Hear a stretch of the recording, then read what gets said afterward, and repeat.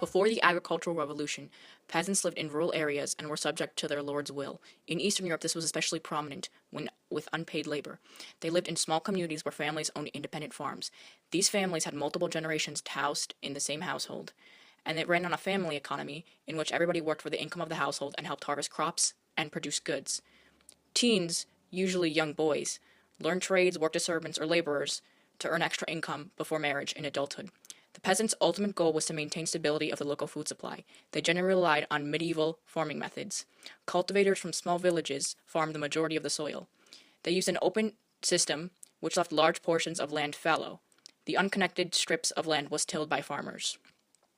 Poor farmers used stubble fields and common land for animal grazing to raise so they can produce more fertilizer. Traditional farming methods produced steady supply, but little growth. Many peasants had little access to food, and they often starved and were malnourished. Famines were extremely common.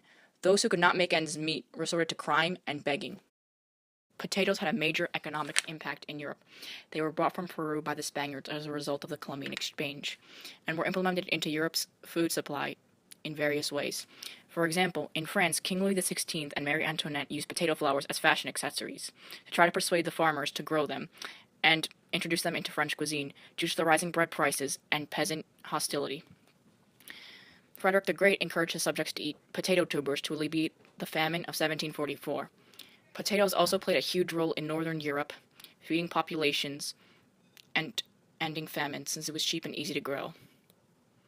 Potatoes doubled Europe's food supply, and many poor, starving people were dependent on it. For example, in Ireland, 40% of Irish survived off potatoes, and 20% of the Dutch, Belgians, and Prussians did too.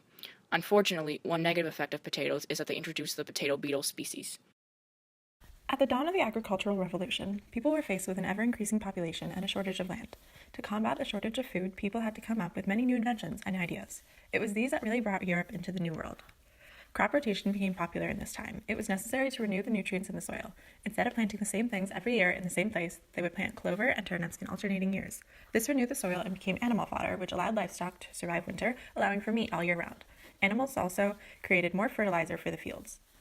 English landlords played a huge role in the progression of agriculture. One example, Jethro Tull, both performed his own experiments and financed others. He was important for the introduction of iron plows and seed drills. Charles Turnip Townsend was instrumental for the population of supplementing sandy soil with fertilizer and crop rotation. One of the main changes in Europe brought about by the agricultural revolution was the stability of food sources. Before the agricultural revolution, sources of food were very unstable, particularly for peasants. People's food supply relied completely on the quality of that season's harvest. Good harvests lowered prices and increased competition, making it difficult for peasants to make money off of their goods. Bad harvests caused a scarcity of food, raising prices and making it difficult for lower-class people to buy the foods they needed. After the agricultural revolution, populations increased all over Europe by drastic amounts. These population increases hurt peasants because they made it difficult for lower-class people to find food and other goods, as well as work opportunities. This led to mass urbanization of the lower class. Prior to the agricultural revolution, land was considered common and was used by the entire village. The 2 or 3 open field method was used, leaving huge chunks of unused, unproductive land each season. And because the land didn't belong to any one individual, taking care of the land was not a priority for farmers. Because of this ineffective use of land, landlords pushed acts through Parliament to allow for enclosures, a more effective use of land. The agricultural revolution had both negative and positive effects on peasant life. With greater harvest and crop output, peasants found it easier to feed their families, which encouraged many more to rear lots of children due to the lower mortality rate. Fallow land had been enclosed, and new crop technology was developed, which meant less laborers were needed. These laborers often moved out of the countryside to work in industrial cities. New markets were opened up, and more laborers turned into other endeavors. There was increased hostilities between lords and peasants about land, with lords looking to enclose land for profit, and some peasants outright refused to adopt the new technology. Some farmers began to work under large estate landowners for wages. However, in Eastern Europe, serfs still worked for little to no pay and lacked freedom that their Western counterparts had. Enclosure acts helped landlords consolidate their land, but limited peasants.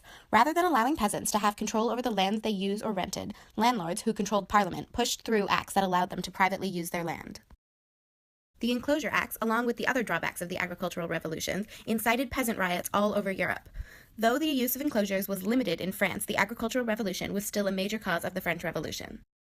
The agricultural revolution was necessary to sustain rising populations for the world as a whole, but it worked out better for some people than others. Landowners became far richer as more crops created more money for them. With farming inventions, however, there were fewer jobs for the rising population. They could eat, but they couldn't work, so many moved to the cities. This combination was a recipe for social unrest, however, and led in part to conflicts such as the French Revolution.